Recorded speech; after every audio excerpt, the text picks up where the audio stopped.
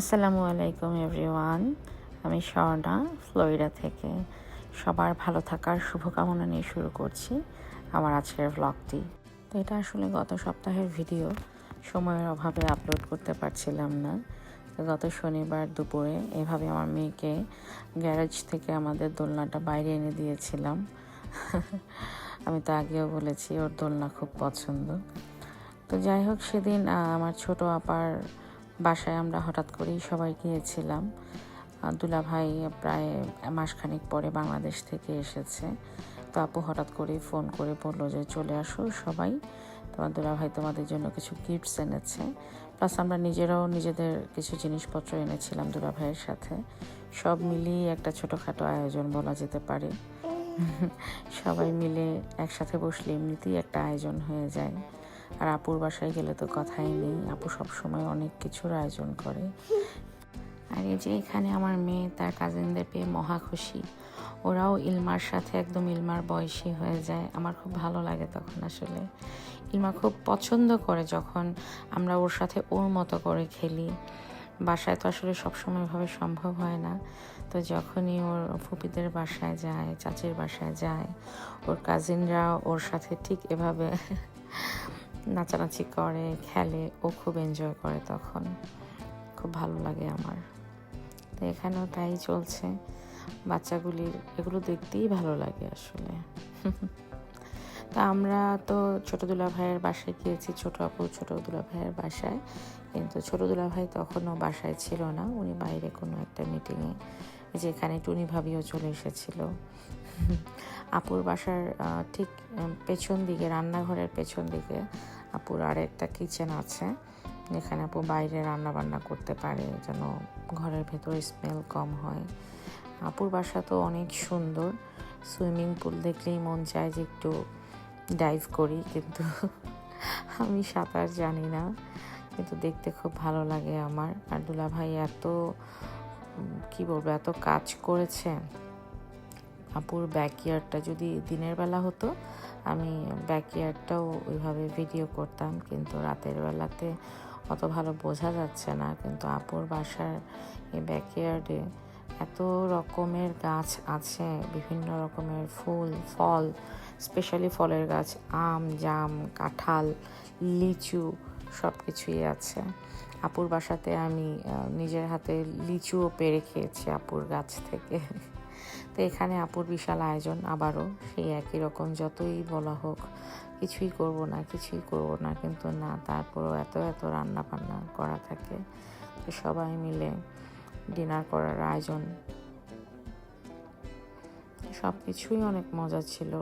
আপুর স্পেশালি আপুর রান্না করা এই জলপাইয়ের ডালটা আমার ভীষণ ভালো লাগে।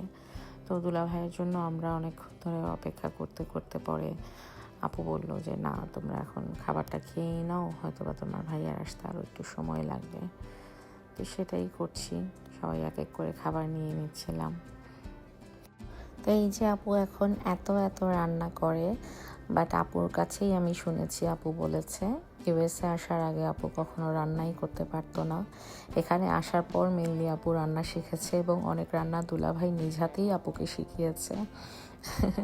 যে মানুষ একসময় কিছুই জানতো না, সে এখন শত শত মানুষের রান্নার আয়োজন নিজের হাতে একা একাই করতে পারে।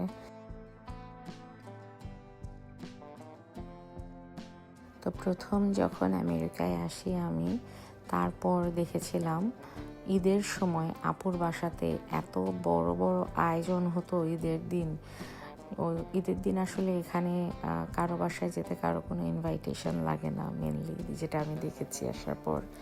আপুর বাসায় একটা নিয়মের মতো হয়ে গিয়েছিল, প্রতিবার ঈদের নামাজ পড়ে সবাই আমরা আপুর বাসায় চলে আসতাম। এখানে যারা আরও বাঙালিরা আছেন, আপুর ইনলস ফ্যামিলি, আমরা আরও অনেক ফ্রেন্ড সার্কেল আপুর, সবাই আমরা ঈদের নামাজ শেষে আপুর বাসায় চলে আসতাম। তো ওগুলো খুব ভালো লাগে আমার এখনও মনে হলে। আপু অনেক পরিশ্রম করতে পারে। আপু দুলাভাই দুইজনেই, যে দুলাভাই বাংলাদেশ থেকে মিষ্টি নিয়ে এসেছে আমাদের জন্য, যে সবাই যেন একটু একটু করে মিষ্টি খেয়ে বাংলাদেশকে রিকল করতে পারি।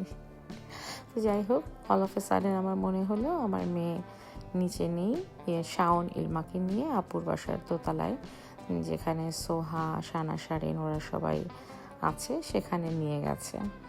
আমারও মনে হলো যে যাই একটু ঘুরে গিয়ে দেখে আসি ওরা সবাই মিলে কি করছে। আর এই সুযোগে আপুর বাসার আপস্টেয়ারেরও একটা ভিডিও নেওয়া হয়ে যাবে। তো আমি উপরে উঠেই গিয়ে দেখি আমার মেয়ে একদম তার সোহা আপুর রুমে আছে।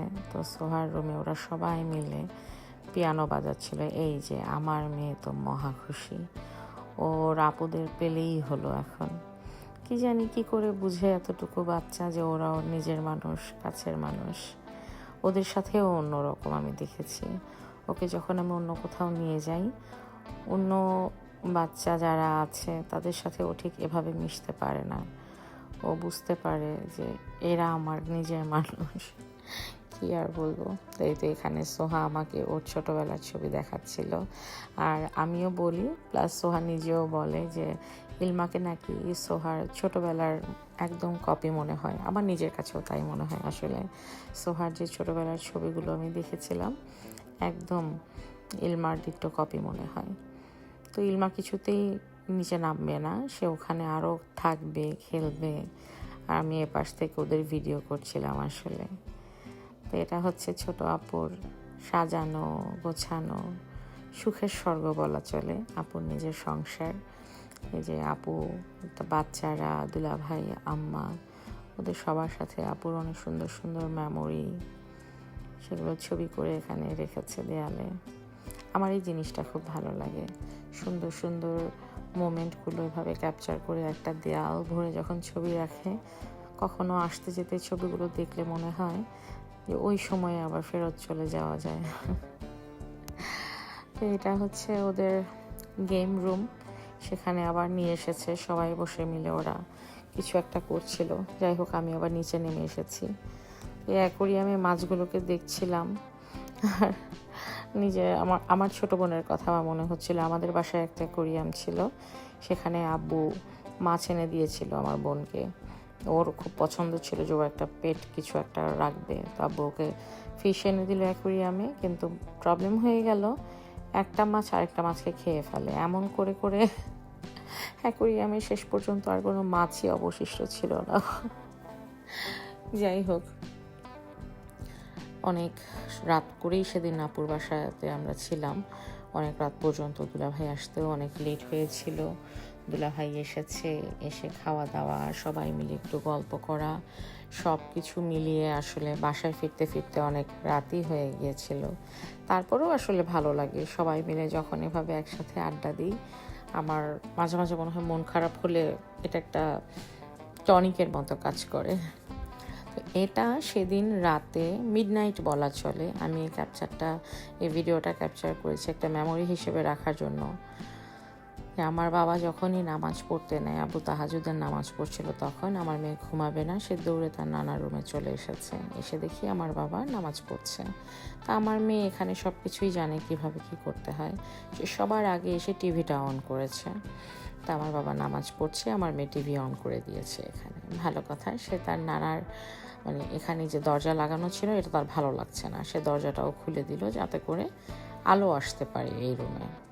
তা আমি শুনেছিলাম এর আগে আমাকে আমার আম্মু বলেছিল যে তোমার আব্বু নামাজ পড়তে নিলেই যখন সেজদায় যেতে নেয়, ইলমা দৌড়ে গিয়ে তোমার আব্বুকে জড়িয়ে ধরে। দেন আই থট ওকে, হয়তো বাচ্চা মানুষ, কখনো হয়তো কি মাথায় কাজ করেছে।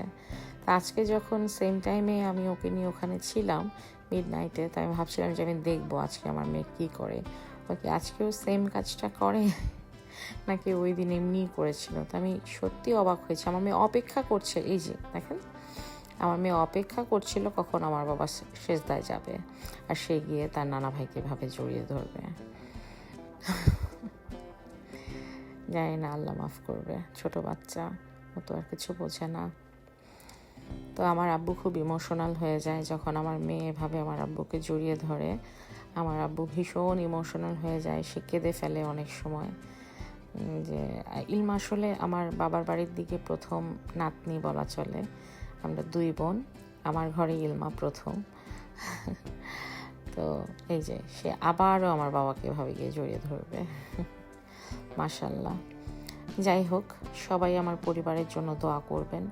যে যেখানে আছেন সবাই ভালো থাকবেন। দেখা হবে নেক্সট কোনো ব্লগে। Till then, by.